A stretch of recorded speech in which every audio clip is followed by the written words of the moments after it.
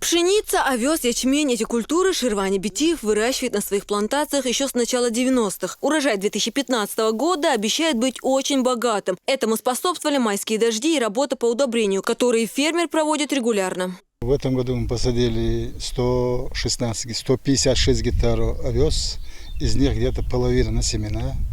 Посадили вот этот пшеница 60 гектаров, 40 гектаров ячмень и где-то 18 гектаров это суданки посадили мы. Ячмень мы получили с Минсельхоза, они помогли нам. В прошлом году я первый раз его высеял, получил семена. В этом году опять половина на это. У нас подсобное хозяйство.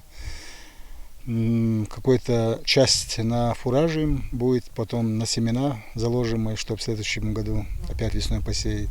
Получить хороший урожай – задача не из легких, делится фермер. К этому надо идти на протяжении всего года, обрабатывать землю и готовить ее под посев. И когда работа не в тягость, а в удовольствие, даже при неблагоприятных погодных условиях и засухе, можно получить неплохие результаты. В этом году урожай значительно отличается от прошлогоднего, потому что у нас были засухи и был в какой-то степени не такой урожай. Но хотя мы получили тоже по сравнению с годом нормальный урожай, но в этом году по всему видно, что очень хороший будет. Загадывать заранее не будем, но я так душой доволен, очень чувствую, что хороший урожай будет. Во Всероссийский день фермера Ширвани Битиева и других аграриев чествуют в Министерстве сельского хозяйства. Поздравить виновников торжества приехали представители администрации, главы и правительства, парламента и Ассоциации крестьянских фермерских хозяйств. В профессиональный праздник они желают фермерам богатых урожаев и больших надоев и вручают им грамоты и благодарственные письма.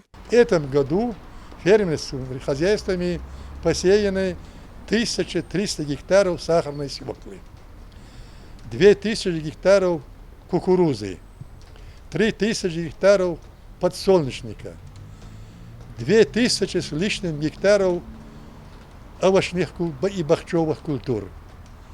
Даже такая культура, как картофель, в этом году мы посадили более 400 гектаров.